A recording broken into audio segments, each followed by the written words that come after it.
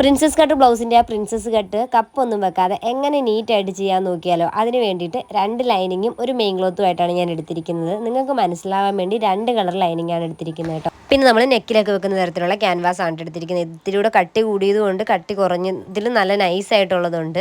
പക്ഷേ അത് ഓൺലൈനിലൊക്കെ കിട്ടുള്ളൂ, കടകളിൽ അങ്ങനെ കിട്ടില്ല. ഇതിപ്പം അത്രയും കട്ടി ഇല്ലാത്ത ടൈപ്പുള്ള ഒരു ക്യാൻവാസ് ആണ്. അപ്പോൾ ഇത് വെച്ച് നമ്മൾ ആ പ്രിൻസസിൻ്റെ ആ ഒരു ഷേപ്പിൽ ഇങ്ങനെ കട്ട് ചെയ്യണം. അപ്പോൾ പ്രത്യേകം ഈ 2 പീസ് കട്ട് ചെയ്യുമ്പോൾ ഇതുപോലെ അപ്പുറം ഇപ്പുറം വെച്ച് തന്നെ കട്ട് ചെയ്യാൻ ശ്രദ്ധിക്കുക, അല്ലെങ്കിൽ മാറിപ്പോകാനുള്ള ചാൻസ് ഉണ്ട്. അതുകൊണ്ടാണ് അപ്പോൾ അതിനെ നമ്മൾ കട്ട് ചെയ്തെടുത്തിട്ട് ഇതിനെ അയൺ ചെയ്ത് ഇങ്ങനെ ഒട്ടിച്ചെടുക്കുകയാണ് ചെയ്തിട്ടുണ്ടായിരുന്നത്. ഇത് ഒട്ടിച്ച് കഴിയുമ്പോൾ നമുക്കിതിന് സ്ട്രിപ്പിന് ആവശ്യമില്ലാത്ത പോർഷൻസൊക്കെ ആ ലൈനിങ്ങിൻ്റെ അതേ ഷേപ്പിൽ നമ്മൾ കട്ട് ചെയ്തെടുക്കണം. പിന്നെ നമ്മുടെ മെയിൻ ക്ലോത്തും ലൈനിങ്ങിൻ്റെ മെയിൻ ക്ലോത്തും കൂടി കൂട്ടി അടിച്ചെടുക്കണം. ശേഷം നമുക്ക് ഈ സ്ട്രിപ്പിൻ്റെ ആ ഭാഗം ഉള്ളിലോട്ട് പോകുന്ന തരത്തിൽ ലൈനിങ്ങുകൾ രണ്ടും കൂട്ടി വെച്ച് നമുക്കതിൻ്റെ അരികു വഴി നീറ്റായിട്ട് അടിച്ചെടുക്കാം.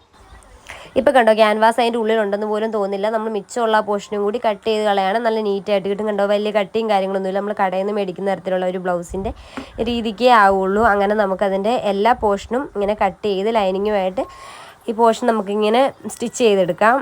എന്നിട്ട് നമുക്ക് പ്രിൻസസിൻ്റെ ആ ഒരു ഷേപ്പിലോട്ട് ഈ പീസിനെ എല്ലാം വെച്ച് നല്ല ക്ഷമയോടെ പതുക്കെ സ്റ്റിച്ച് ചെയ്തെടുക്കുമ്പോൾ നല്ല നീറ്റായിട്ട് പ്രിൻസസ് കട്ടിൻ്റെ ബ്ലൗസിൻ്റെ ആ ഒരു സംഭവം കപ്പ് പോലെ ഇങ്ങനെ കിട്ടും കേട്ടോ. അപ്പോൾ കപ്പ് വെക്കാൻ താല്പര്യമില്ലാത്തവർ ഇങ്ങനെയൊക്കെ ട്രൈ ചെയ്ത് നോക്കുക. എൻ്റെ എല്ലാ ബ്ലൗസും ഞാൻ ഇങ്ങനെയാണ് സ്റ്റിച്ച് ചെയ്യുന്നത്. എനിക്ക് ഭയങ്കര കംഫർട്ടബിളാണ് ഇങ്ങനെ ബ്ലൗസ് സ്റ്റിച്ച് ചെയ്തിടുമ്പോൾ. അപ്പം വീഡിയോ ആർക്കെങ്കിലും ഉപകാരപ്പെട്ടിട്ടുണ്ടെങ്കിൽ ഷെയറും കമൻറ്റും ലൈക്കും ചെയ്ത് സപ്പോർട്ട് ചെയ്യാൻ മറക്കരുതേ. ബൈ.